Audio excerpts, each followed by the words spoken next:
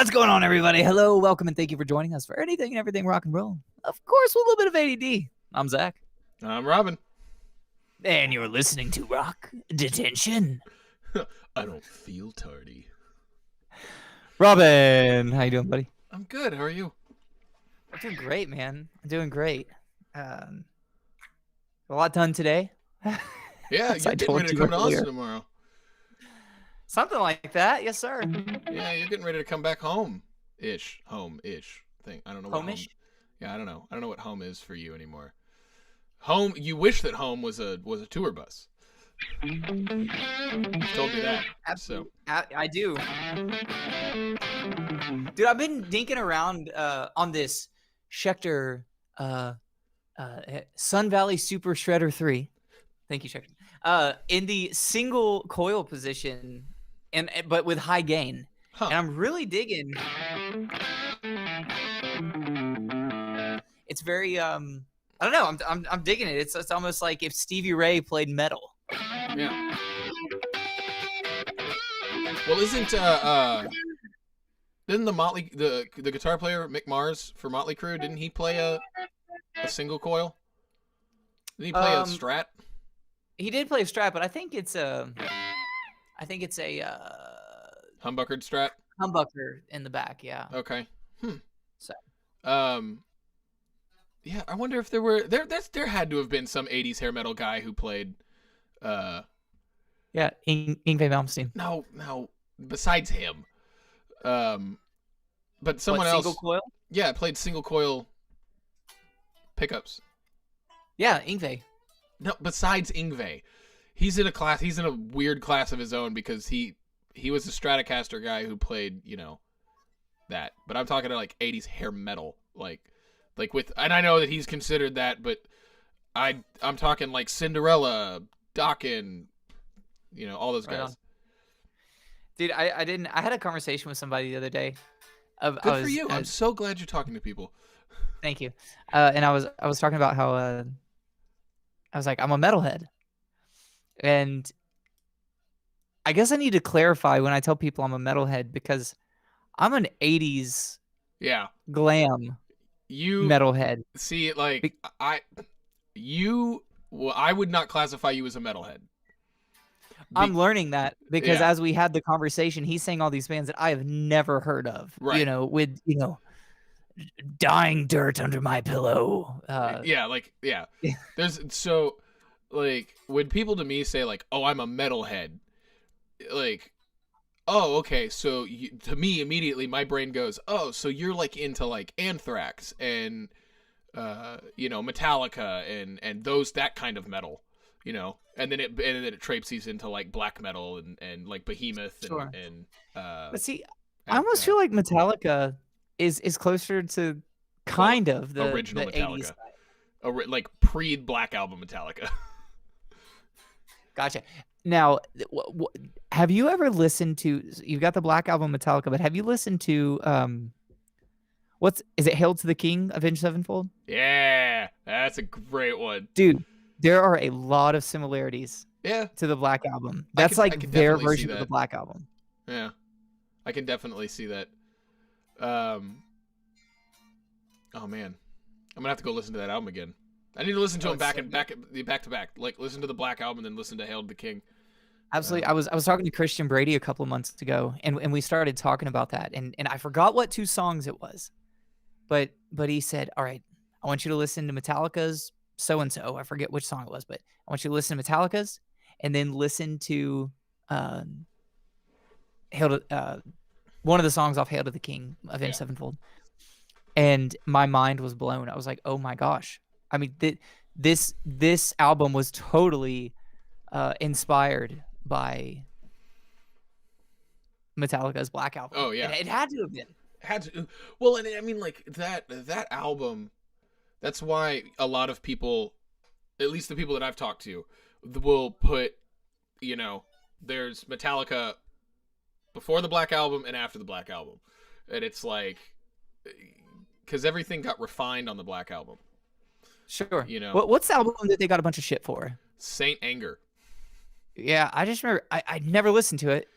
Go listen to it. And basically, so the story that I've read, I believe it's Saint Anger. I'm gonna look that up real quick because I've made a too many mistakes on this thing, and I don't want to. Well, while you're looking that up, I'll play some metal.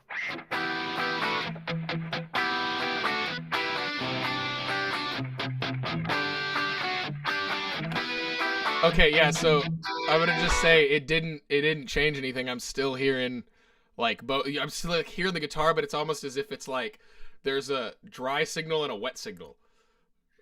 We need the wet signal off. Yeah, and you need the wet signal up so that you can hear the distortion. Yeah, the dry signal Yeah, off. you need the dry signal down. But it still sounds really good. Is that was that Round and Round? No, it's not Round and Round. Round and Round is. You can see how I got the two of them confused, right? Oh, they are totally very similar. Yes, it's Saint Anger. I believe it. No, is it? So the difference between Round and Round and All She Wrote is. Yeah, I think it is Saint Anger. So, anyways, the difference between what you were talking about, and then we'll get back to Saint Anger. Oh, so Round and Round starts E major.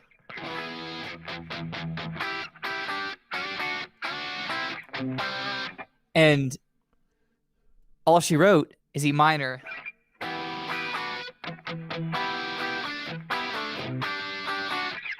So there's subtle differences. There's subtle differences, but who? So the first Round and Round is Rat.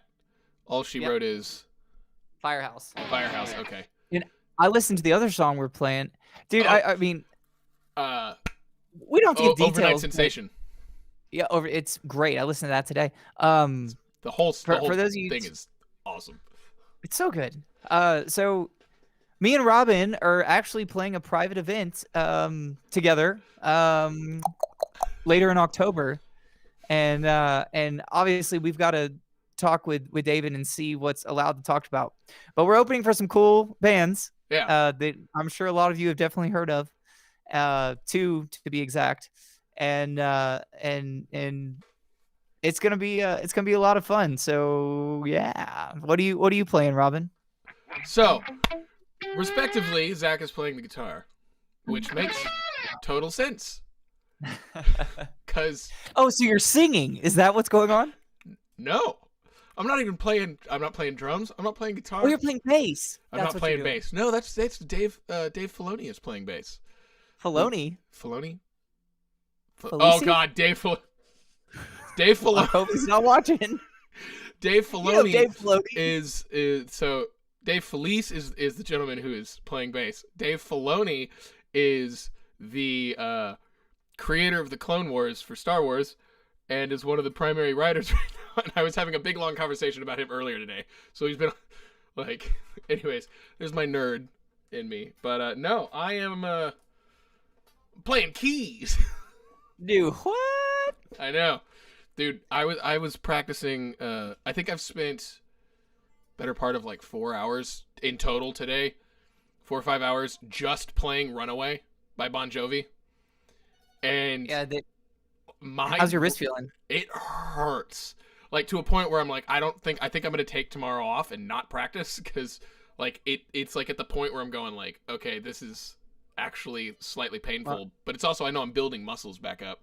Sure. You know what you can practice though tomorrow, and I highly recommend. I'd start working on the backing vocals, especially that always. Overnight Sensation. Oh yeah. My gosh, dude, that whole song is backing vocals. Oh man, I need to. That's another thing I want to talk to Dave about. Like, you know, how much is he singing? What parts is he singing? Do you want me to grab the high ones? Because I know you've said that you're gonna focus primarily on the guitar.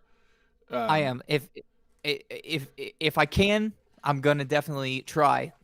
You know, but I want to make sure all the guitar stuff is note for note, tone on to point. Is that what? Okay, what you got there? It's a Twix. Is that licorice? No, what? It's a Twix. Twix. Oh. It's a Twizzler. Okay. My brain is just. That's what happens when you play Runaway too much. Yeah, my brain's running away. Well, for those of you tuned in, let us know how it looks and sounds because we're actually trying a new program tonight. What's Yeah, that?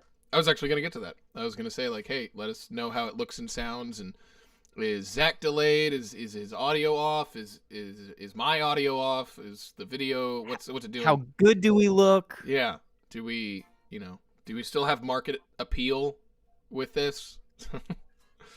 Yeah, is the younger generation gonna be, into this look we've got? I mean, it's all new to No, us, probably. so we'll see. I mean, probably not. No one in the younger generation wants to hear anything that someone over 30 has to say. So, Whoa, over 30, man. Come on. Those are harsh words, man. we're getting old, Zach. No, wrong. I You feel know 17. you know what they refer to like when they're teaching history class now? Do you know what they refer to our birth year as? The late What, 1900s. I was born in the late 1900s. Yeah, we were born in the late 1900s. Yeah. Like That's lovely. everybody born at like 2001 and after, their birth year is a compound sentence. Like, makes me feel old, but it doesn't. Wait, what do you mean? Say that. What do you mean a compound? 2001. We're just 1989. We're just one. That's not a. There's no and or but or anything, so it's not a. But compound. I mean, it's 2001. Yeah, but some people would say 2000, like 2012 or 2006. Couldn't someone say 1989? Yeah, you could, but it'd be weird. Dude, where's TJ? At the Guns N' Roses concert.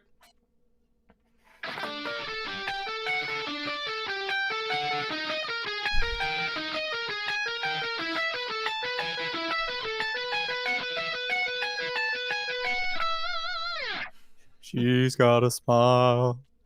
Please, we need to record a version that's just like that.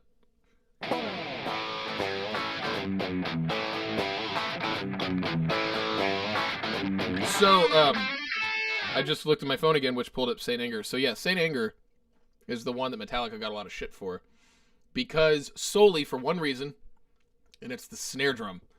If you go and listen to that album, you listen to the snare drum, it sounds awful to a lot of people. But the story that I heard on it was that when they went into the studio, what they were trying to do was go back to their like original roots of being in a garage and just, rocking out. And so was the very next album sound huge? They're like, yeah, no thanks. So they did a huge album. Was there an album after that? Yeah, I believe that it was what album came after this? Death Magnetic. Yeah. But yeah, so basically what they did is that's what they told the producer, and the producer basically, they started going through all these sounds, and they got to this snare sound, the way that they just mic'd it up, and Lars just went, that right there, that's the sound I want, and it's just this like ping, like it sounds like a snare drum, but it sounds like a really cheap snare drum that you like oh, these guys just mic'd up a drum set in the garage and like recorded a demo is what it sounds like. But it's $1 million album, like, but they wanted that sound, they wanted to go back to that sound, so I can't knock them for that. If that was the sound that they wanted and they got what they wanted, like, who am I to say that it's bad or good? I mean, I don't prefer it. I don't like the snare sound. I think it's weird. But yeah, it's. But they liked it. That's what they want. That's what Lars wanted. So. And then there's also the Justice for All album, and Justice for All, which apparently has the bass turned way down in the original version, and so they turned, like, someone remixed it and turned the bass up and called it Justice for and Justice for, and then the name of the bass player, because I can't remember.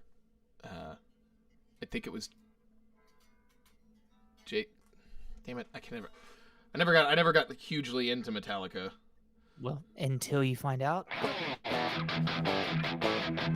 Hey, turn your wet signal up. I want to see what that does on your board. My what? Turn the wet, like your signal from on your board. Turn that up a little bit.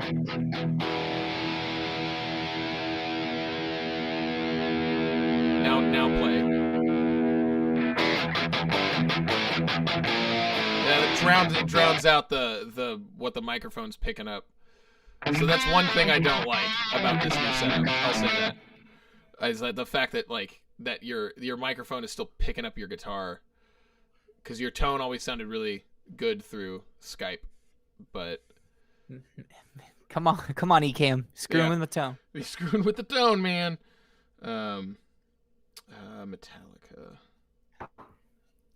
Until then.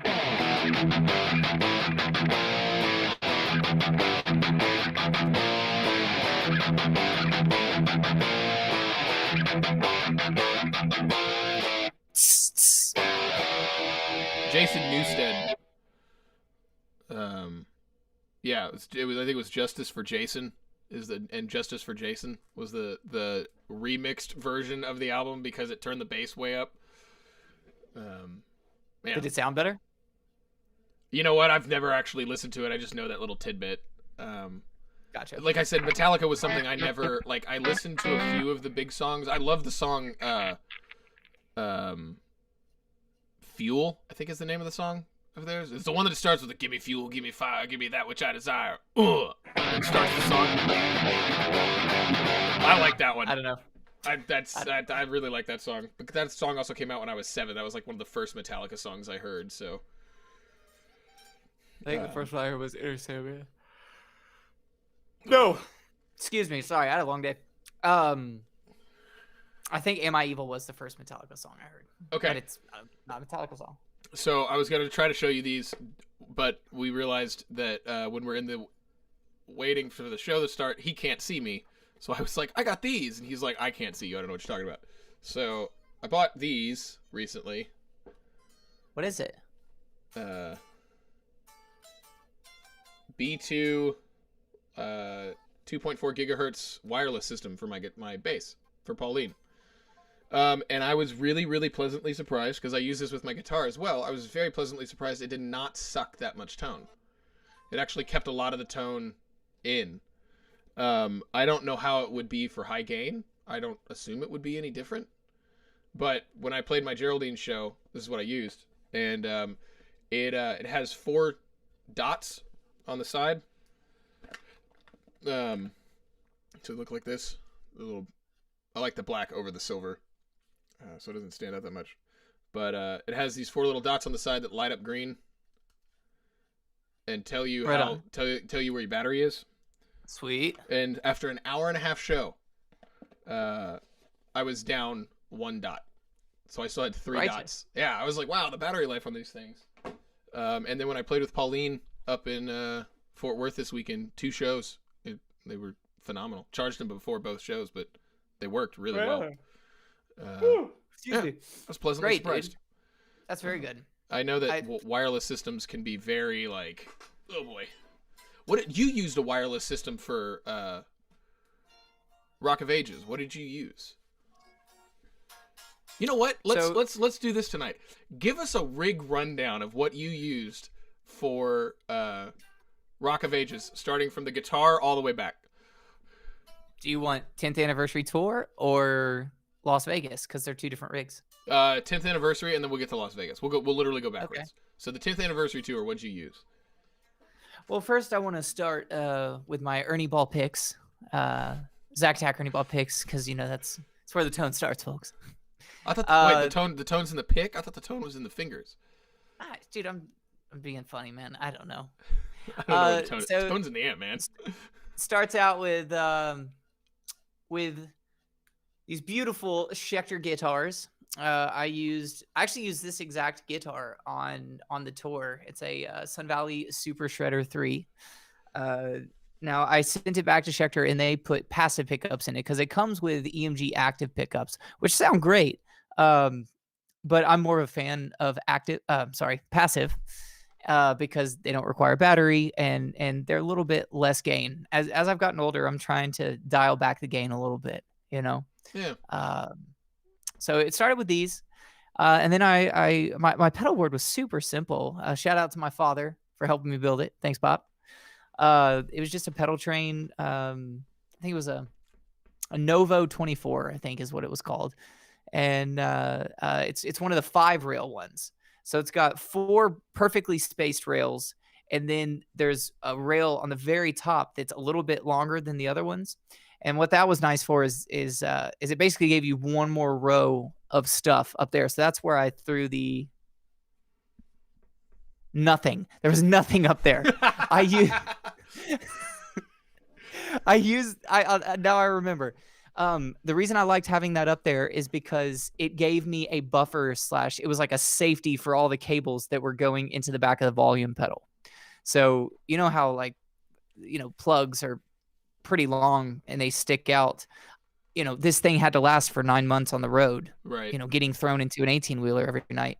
So it was nice having that 5th rail to essentially protect all the jacks from the back of the pedals. Does that make sense? Yep, I know exactly what you mean. So now when the pedal board is upside down in a case, it's not having any weight on a cable or on the back of a jack of a pedal.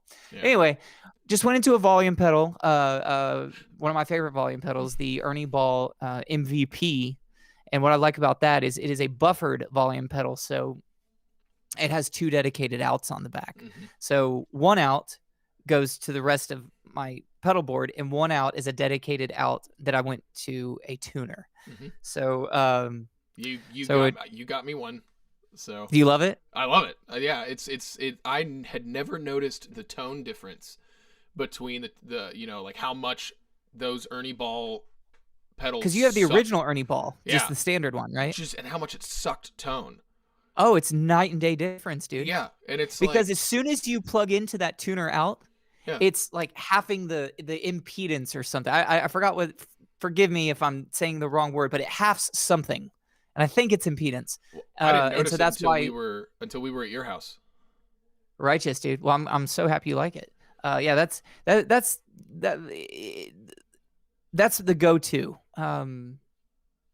That's what I always send people to. It's they're reasonably priced and they're workhorses. You can't destroy them. So anyway, volume, and then out of that, one side went to a tuner and the other side went to my modulation pedal.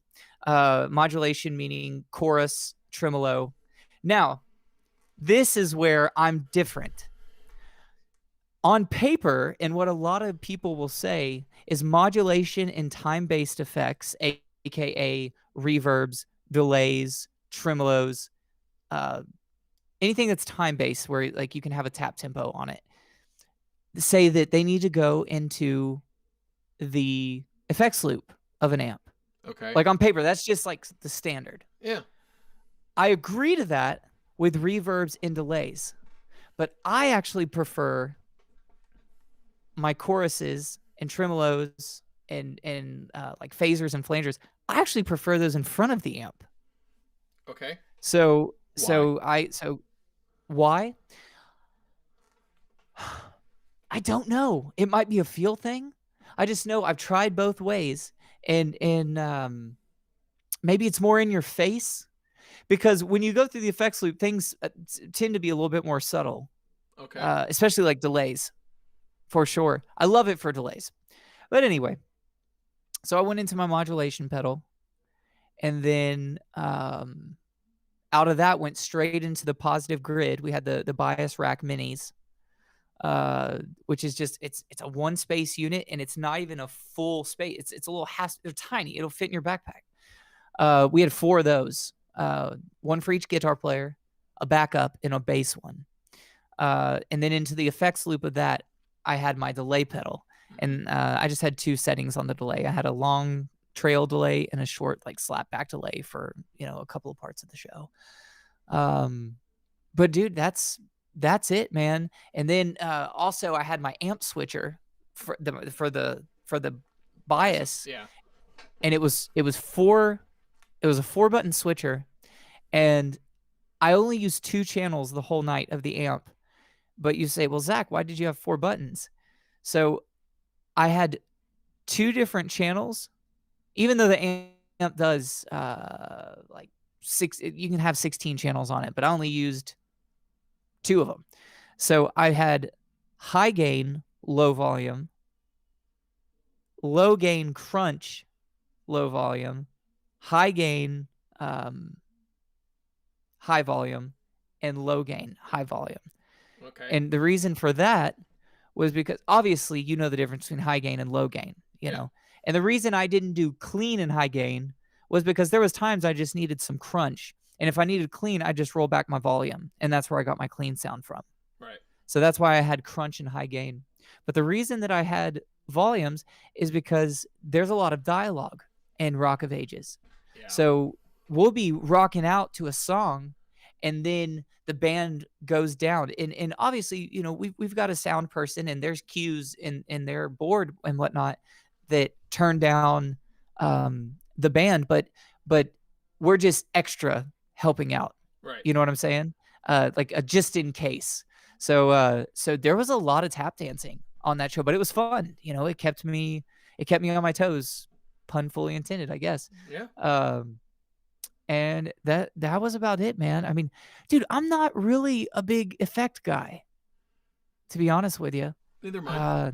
I like using them for accents and certain things, and like when I'm like on my new EP, I have 2 songs with like where the lead guitar is like it's like a ticka ticka ticka tick kind of a delay, and I'm just going Sure. dit, dit, dit, dit, dit, dit on the guitar, but the But delay's it sounds really, like dig dig dig dig dig dig. but it's a real subtle delay, and like that kind of thing I'm cool with. I really like that stuff. But you know, I'm not the Edge. I don't want to be the Edge. You know, if I wanted to do a U2 sound, you know, I could do that, but it's not. I'm with you. It's like I have my guitar plugged into the volume pedal, which goes into it goes out to the tuner, and then it goes out to a reverb because I really love the TC Electronic Hall of Fame reverb. And then Do you have the mini or no, the it's a regular one? Okay. Yeah, regular Hall of Fame 1, like not the new 2.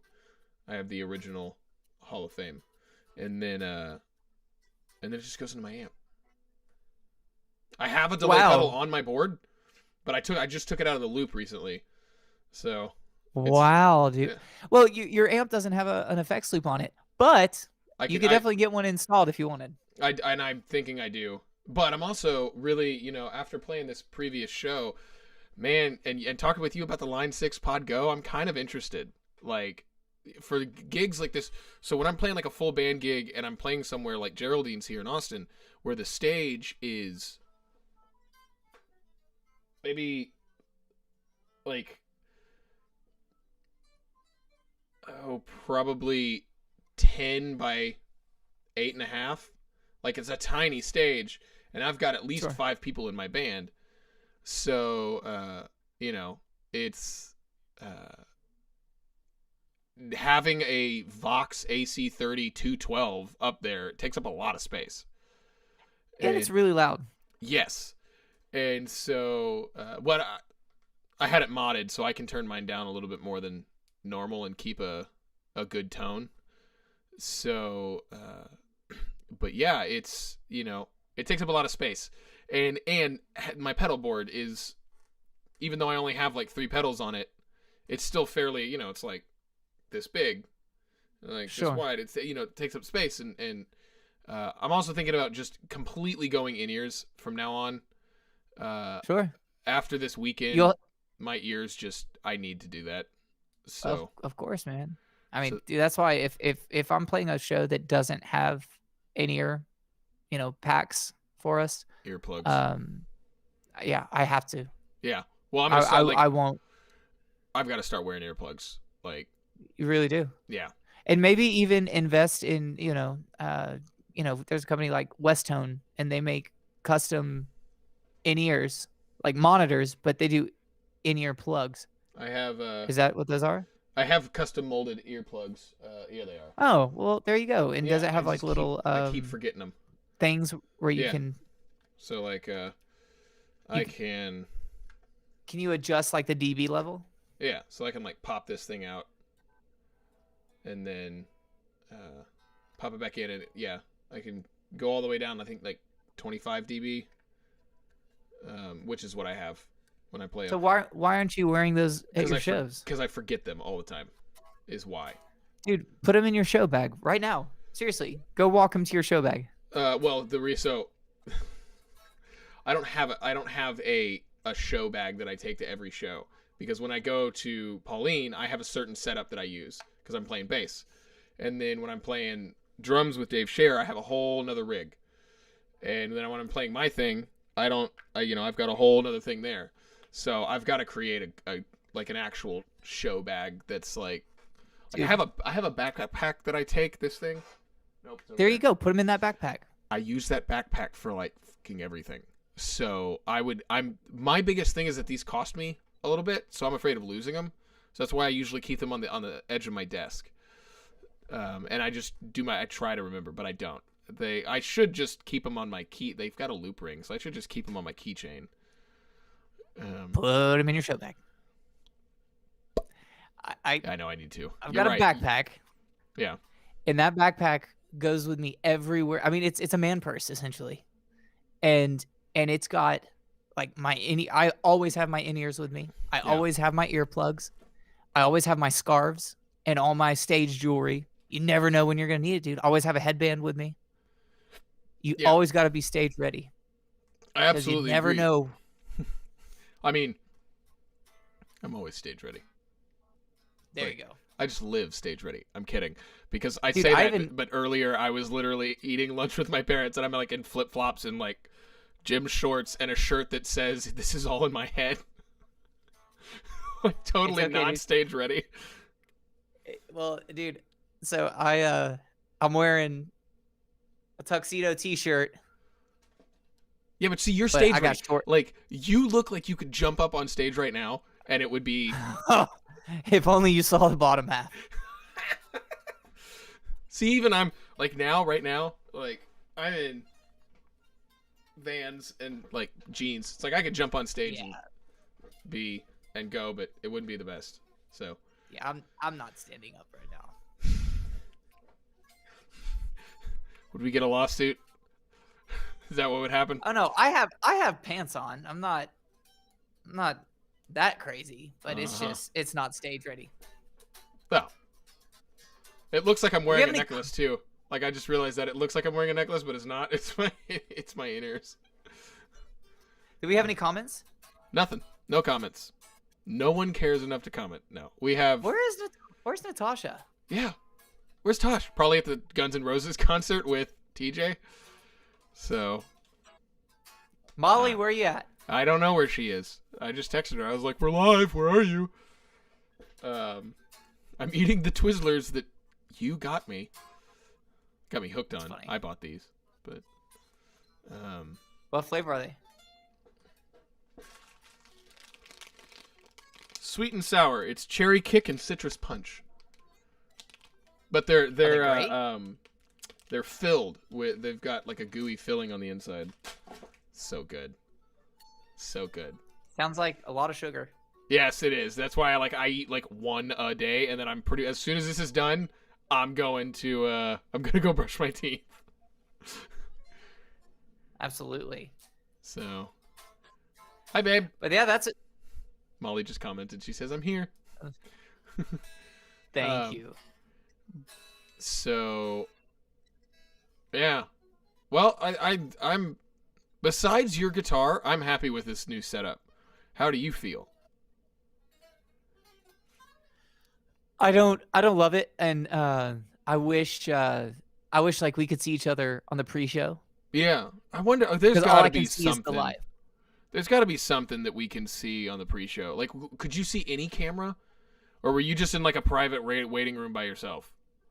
All I saw was the countdown and my little tiny. That's another thing that I don't like. I can't move my little thing and make it bigger like on. Vain person. I'm kidding. If you'd get a GoPro like me, you could pull up a preview screen. By the way, how do I look? Does it look good? Yeah, it's still a little dark. Seriously. Oh, it is. Okay. I'll be curious to go back and watch the YouTube clip and see what it looks like. So, because I know I have my screens darkened so that it's not, it's not like this. It's not sending up. Like, I can brighten myself up by brightening the screen, or I can darken it a little bit. So, Right on. that's where I have it. So it's not glaring off of my glasses. My glasses. I was like, dude, name this song. I was playing this earlier. It made me so happy. Shh, 1 second.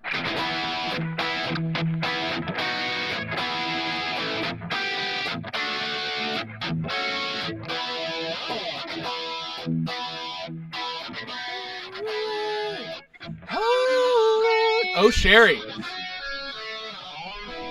Oh, Sherry. Ah, Yeah, dude. dude. Steve Perry, man. The voice of the 80s, in my opinion. Like, that guy. You need to So listen good. to a song. There's a song I'm going to cover at my December 9th gig here in Austin, Texas at Saxon Pub. My friend Kenny Williams will join me on stage, and we are going to duet the song.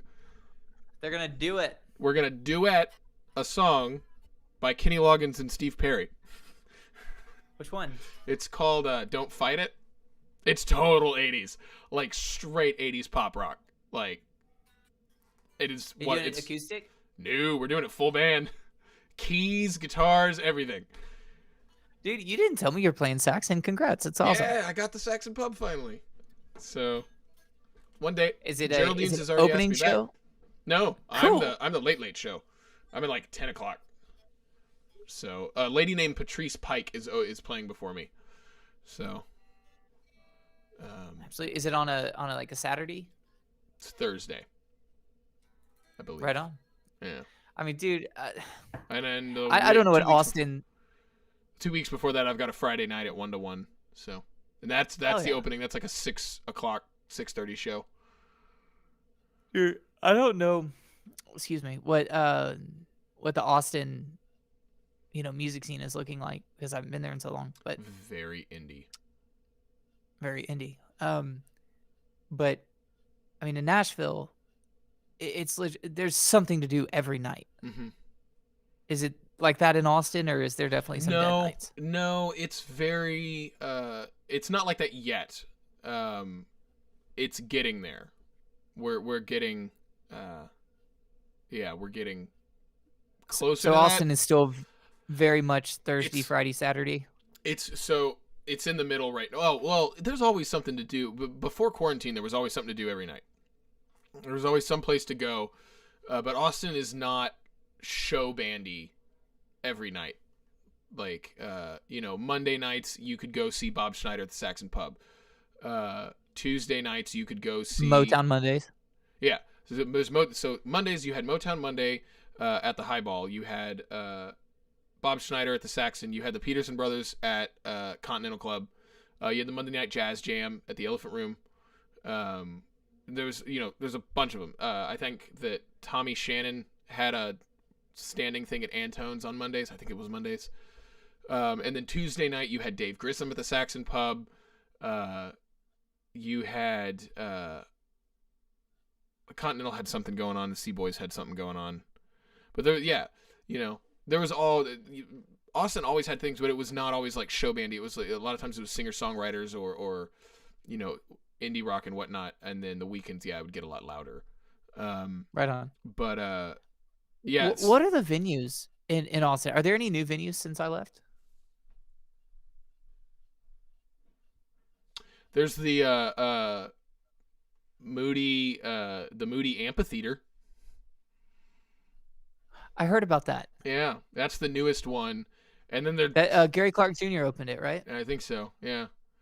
And then, as for new venues, that's the only one that I can think of off the top of my head. There's probably another one that I'm just like not thinking about, and someone's gonna be like, "You So didn't mention this one." where are all the rock guys playing? I mean, Red Seven's gone. Red River District. So Mohawk, Empire Control Room. Come and take it. Come and take it. Red 7 turned into something. I think it's Barracuda now. And it's still a it's metal club. it literally looks like Red 7. It just says Barracuda. I think it's Barracuda over the top. I loved Red 7. I hated saw Red Adult 7, Cosplayer. but I loved it at the same time. Like I played one of Yeah. my first Austin it was with my band Made in Austin. It was me and Alex Campbell and Alec Woodruff, and we played one of our first shows there. So, yeah. Love it. Um, Is the Red Eye Fly still open? no, that closed a long time ago. I broke into the Red Eye Fly one night during South by, or not broke in, but I snuck in to the Red Eye Fly. Are we saying this on air? It doesn't exist anymore. They can't sue me. So yeah, I hopped the fence in the back when Green Day played a surprise show. Did you get in? Oh yeah, they didn't catch me at all. No, I just hopped the fence in the back, and yeah, got to see Green Day play. Was it good? And they were fucking amazing, because there's I've seen their concert videos. I own one of them, and they're really good in the arena setting. But man, one of the reasons that I love punk rock so much is you can't play punk rock in an arena. You don't get the same vibe. There's something about being in this enclosed space in a small ass club with 150 other people crammed into this room, and the sweating band, your balls off. Yeah, sweating, pushing people around, and the band just takes off, and no song is under 170 beats a minute. It's just all just right there. It's just all raw emotion. And I thought you were gonna say, and no song is under 4 minutes long. yeah, no song is over 2.5 minutes. Man, I should look into this punk stuff, dude. A lot of the real prominent punk bands, they never have a song that's longer than 3 minutes. They're real short.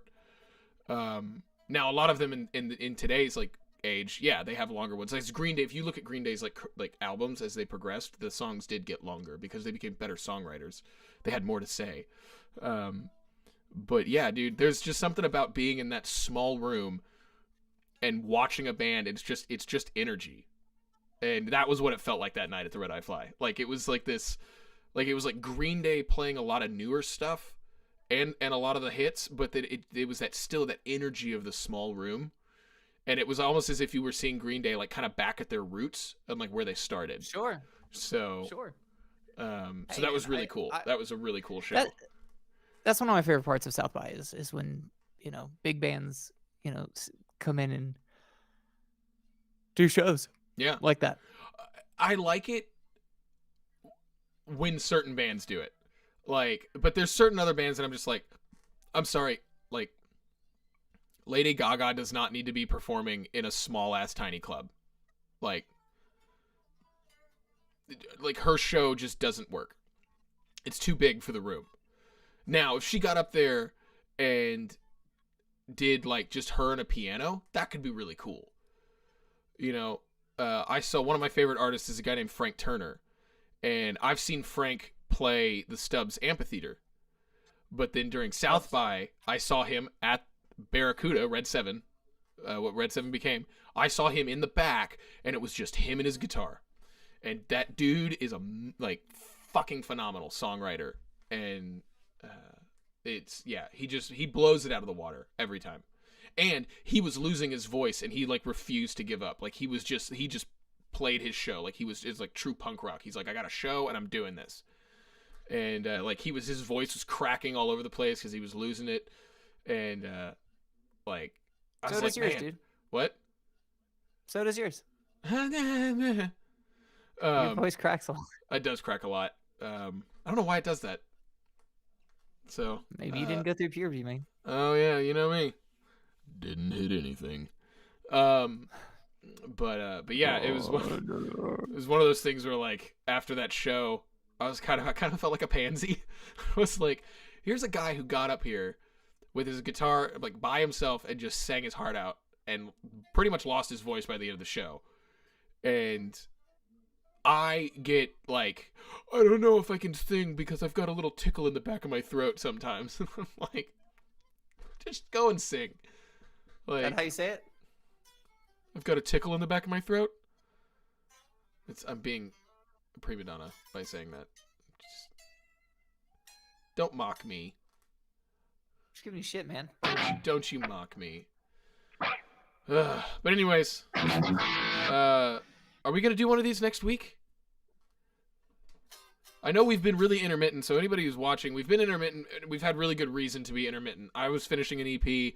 Zach has been busy doing a lot of shit, and TJ is TJ. I know he has a. We both said TJ at the same time. That was funny. I know that TJ is TJ. Yeah, I know that he's the only one of us who has a day job. Like he's actually got like a real job.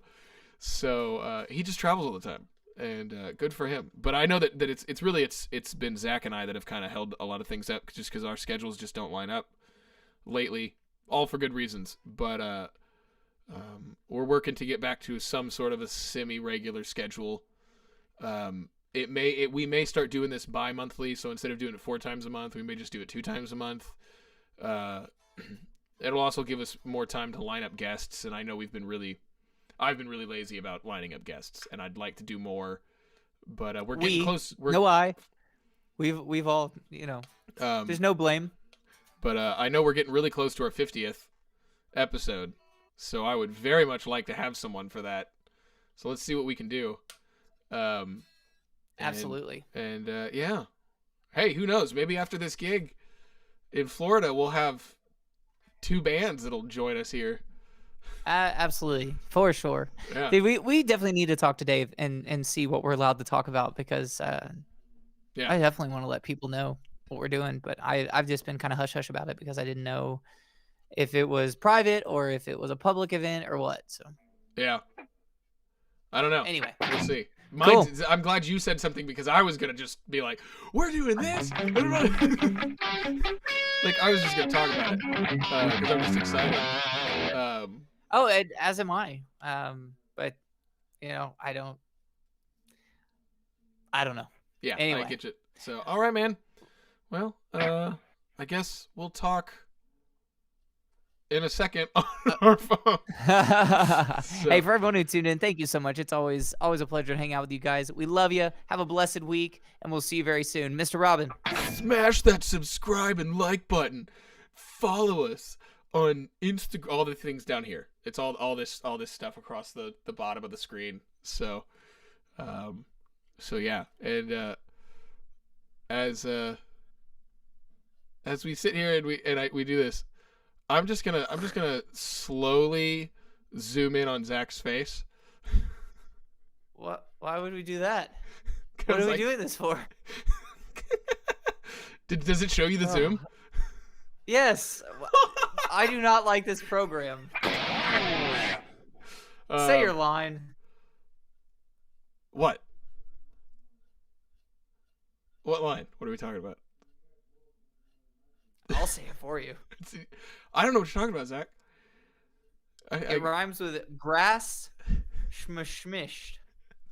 Oh, I thought you were talking about the fact that everybody wanted to know that those are fully automatic Nerf guns in the corner. No one wanted to know. No one was wondering. Everybody was wondering. Everybody was wondering. Oh, Lord. And you know what? I'm gonna give my my Nerf guns an applause. All right, class dismissed.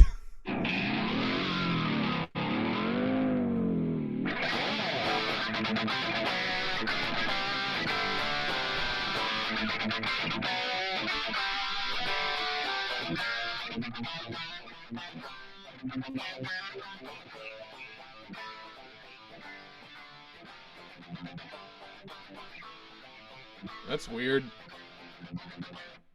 It just got really quiet. Like your guitar just went from like perfect volume to like way quiet. It's weird. Is this thing still on? Yeah, it's still on. We're still doing this. I guess I should finish.